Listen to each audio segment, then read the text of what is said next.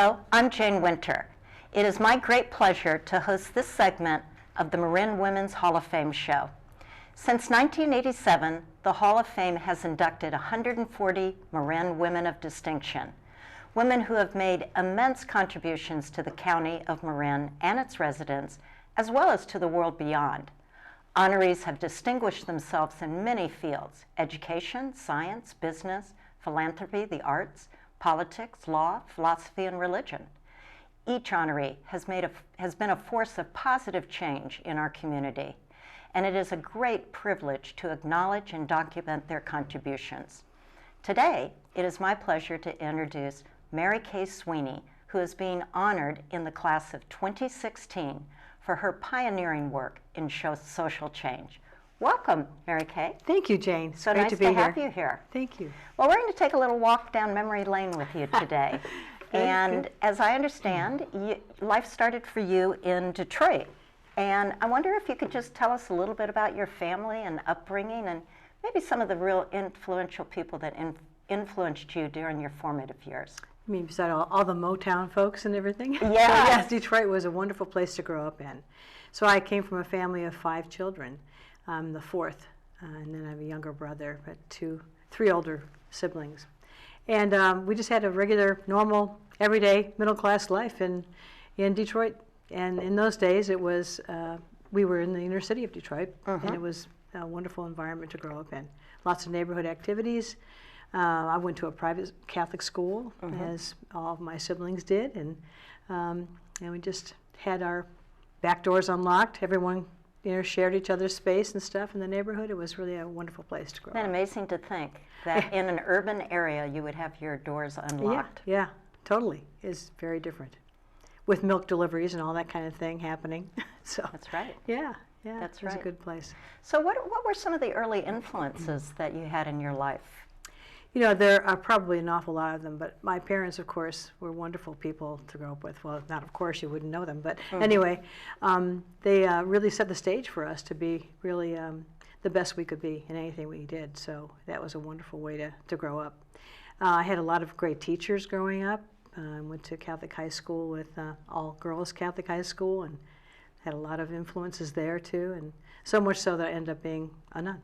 So. Well, you know, I was going to ask that because immediately after as I understand it, immediately after you graduated from high school, you were called to be a Sister of Mercy. And, you know, I was kind of curious as to, you know, how you made that decision to enter the order and, you know, what was that like for you? Yeah, well, it's a very complex decision, as you can imagine, but I grew up in a family that was pretty religious. I mean, not like overly so, but we were really religious and observant and all that sort of thing. My aunt was a Sister of Mercy, and then my sister entered the Sisters of Mercy when I was in 8th grade. So I thought, well, this is very interesting. But immediately, of course, because she's my sister and we're, I think, highly competitive, I didn't want to enter the same order. but I knew I wanted to be a nun. I'm not exactly sure how that kind of infiltrates your system, you know, but I knew I wanted to be of service. And I knew that I wanted to be close to God, so I figured those two would equal being a nun, and they did. So, yeah, great. It was fun, actually. Well, you're obviously not a Sister of Mercy today. How do you know that? I did a little research on you. There you go. And so I was wondering, you know, what was the basis of that decision for you leaving the order, and what was that transition like for you? It was a very difficult one because I had so many friends in the community. I still have people who I see all the time who are in the community and who are still close friends of mine. But my nephew lovingly refers to us as nuns on the run. But anyway, at some point in my development as a sister, I thought it was going to be a really good idea if nuns were ordained, you know, as equal to men in the church. And so I was part of the Women's Ordination Conference, and we did a lot of work to make that happen. And then it somehow dawned on me, it became quite evident that that wasn't going to happen. And I thought, well, I really can't be with that. I have to really exit the church. So I really left the church. And the so it wasn't just the order, it was the Catholic Church as a whole. Yeah, that was a different thing to do because I had such a strong belief system going on with that It was as I say, a very difficult and complex decision, but I knew I would continue to be of service no matter what I did or where I went, so that wasn't going to be an issue. Okay. And so that decision was largely based on the subservient role that women would play in the church. Right, and I think in the church hierarchy. Yeah, women religious across the country did a tremendous amount of work in education and in hospitals. And I think the next calling was to be more involved in actually the sacramental areas of the church, and that just wasn't going to happen. So, that realization kind of came to me, and even though I have friends who are still very active in the Women's Ordination Conference, and good for them, they still have a lot of hope. I didn't see that as a hopeful prospect for me. So, no, I'll go with it. Yeah. I'm not sure that will happen in our lifetime. I don't think it will. So if it does, wonderful. Yeah, no, that would be fantastic. And certainly there is a shortage of priests in the country, and really probably in most Western countries. So it just makes sense. Well, it does make sense, doesn't it? It does. The power differential is so evident. Yeah. So yeah. So, so then once you moved to California, you began working in the nonprofit world, and as I understand, you spent 9 years at the Canal Alliance right here in San Rafael. And I wonder if you could just tell me a little bit about that time in your life. That was a pretty interesting time because the Canal neighborhood, as you well know, is a very diverse neighborhood, and at the time it was even more diverse than it is now because there were so many people being resettled there from the Southeast Asian Refugee Resettlement Project that we did in the whole country. So it was really quite a dynamic community. And the San Francisco Foundation at that time invested a lot of money in doing a community needs assessment to find out what does this very unusual, diverse community that's quite small, really, need to really thrive. And so the Canal Community Alliance was born from that experience. And it was really we opened the doors in April of 1982 with 10 programs running, and it was really quite an interesting. So you were there from the very beginning. Very beginning yes. of before the doors opened. What was your particular role? With Assistant Executive Director. Okay. Right. And I think I was probably hired because I had a lot of experience teaching, of course, and that kind of thing. But I also had started a community garden, and they wanted to do that. So that was probably one of the things that kind of won them over about hiring me, and I was really grateful for that. Right. Yeah. Well, I think we'll probably talk about another community garden later on that you've been involved with. But I do understand that while you were at the Canal Community Alliance that you earned your doctorate in higher education and social change. And so I was interested in finding out what led you to pursue those higher degrees and really, what has been the importance of education in your life? Yeah. Education is very important in my life. I'd still like to be taking a lot of classes, maybe even here, But yeah, education is key, I think, to success and to broadening an understanding of the world. So I had gotten several quasi-master's degrees and also a master's degree in counseling. And so I thought, being competitive, as I mentioned before with my sister, she already had her doctorate, so of course I had to go for it too. So that's what I did. I thought, okay, but I couldn't do it the same way she did. She went through the whole rigorous training to be a clinical psychologist, and all the hours of supervision, all that kind of stuff. I really wanted to do something more creative, and so what I decided to do was a whole project on trying to prove that the how of service was as important as the what.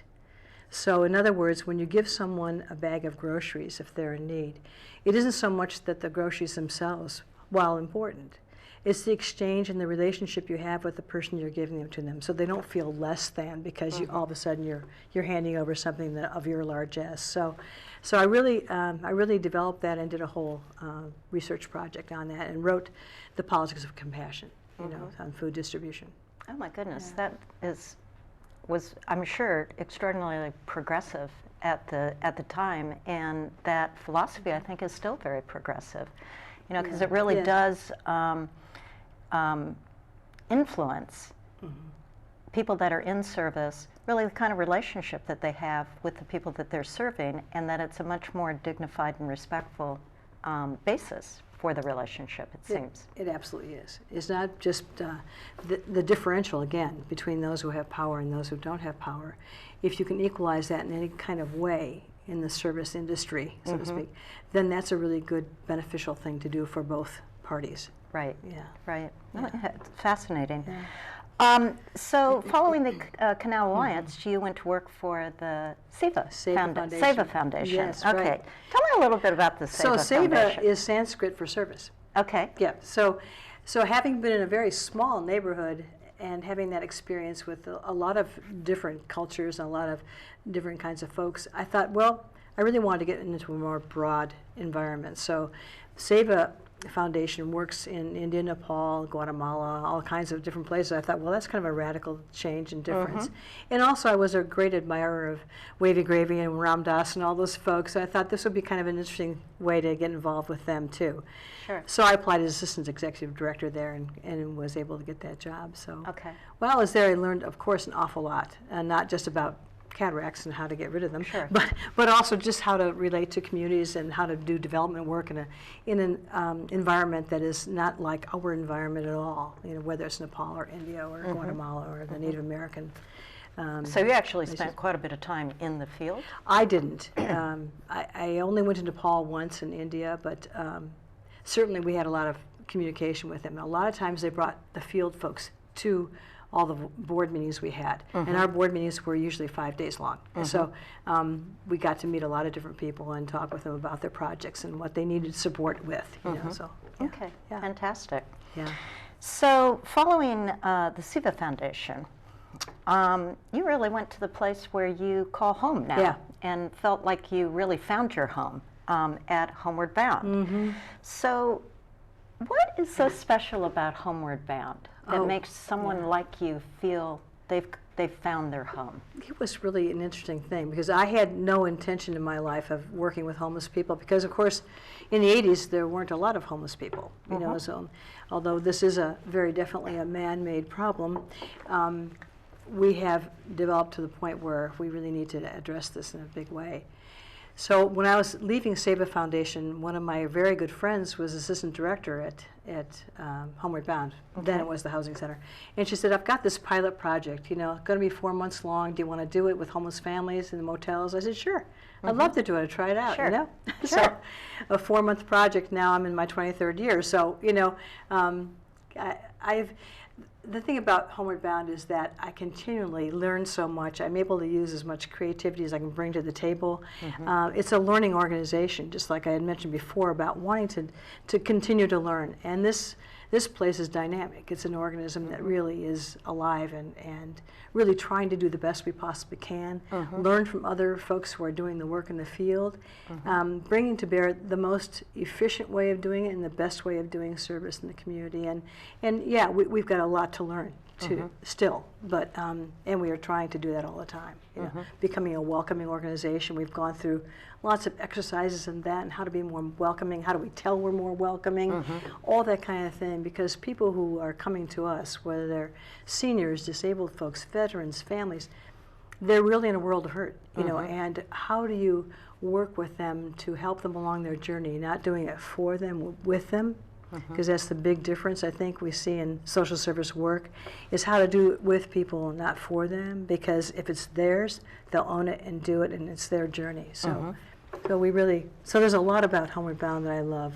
I was taking some people around on a tour today of one of our projects we're working on, and I said, the thing about Homeward Bound is I can make chocolate, we can build places, I can work in the garden, and there's so many varieties of things to do, and all of it is supporting the mission.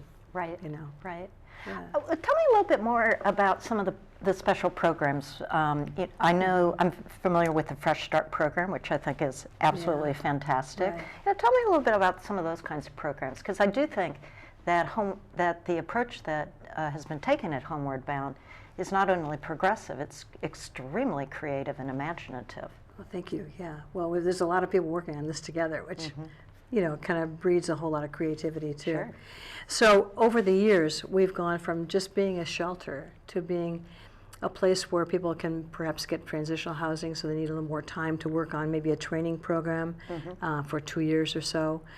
We've also done some work in permanent supportive housing, trying to create more opportunities for people after they move out of homelessness to be supported in a place that's their own so they can keep their housing.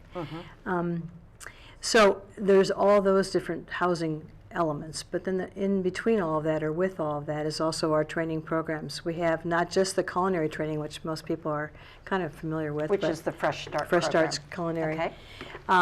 But we also have maintenance and building, and fixing stuff, and as well as gardening, because we have a really huge garden that we have out at New Beginnings Center, where we grow a lot of our own vegetables and bees, all that sort of thing. So all of those things, we were trying to create an environment that's nurturing in a lot of different ways to everybody, to every aspect of a person's life, and also a metaphor for what life is all about. So if you've got a garden, for instance, you've got to weed it all the time, just like in our lives, we have to weed all the bad stuff and bring in the good stuff.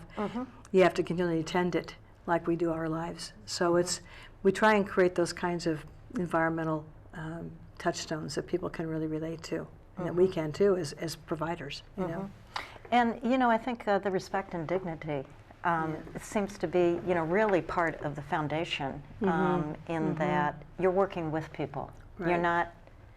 You're not doing the work for them. Yes. So right. I think that's just marvelous. I know that there are a lot of challenges around affordable housing here in Marin County. But I also know that you're working on a new project, and so I wonder if you could just maybe talk to us a little bit about the affordable housing scene in Marin County. Can we say those two words together? Affordable and housing. Yeah, yes. right. Okay. Well, it's a very challenging area to work in, because in Marin County in particular, we have an awful lot of dedicated open space, which is one of the reasons why we all love Marin County so much. Sure. And so there are limited parcels of land to be developed, so we can put affordable housing on them. And because there are limited parcels, that means that they're really expensive if they do come available. So trying to develop affordable housing is very expensive here.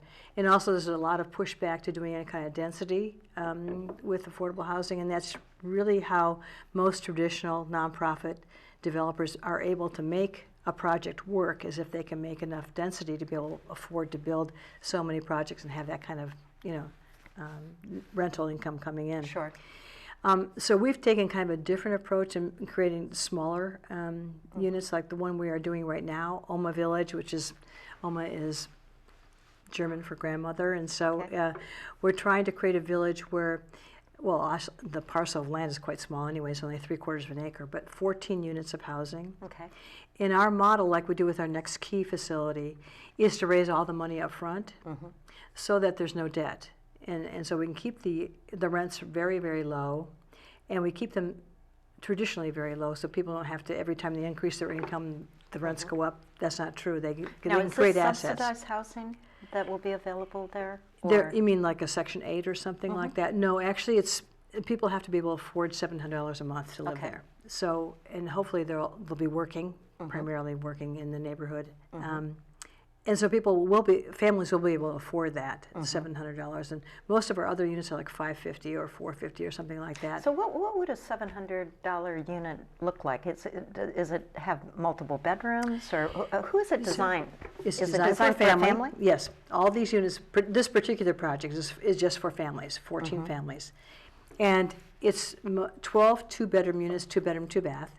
And then 2 of them are 1-bedroom, 1-bath. So it'll be for smaller families and somewhat larger families. And then we have, in the center of the whole thing, we have a community center where we have, there will be homework clubs and a place for people to meet, and also laundry, and also staff offices too. So there'll be a lot of interaction, because what we want to do is create a place for people to have community with each other and to be part of a community.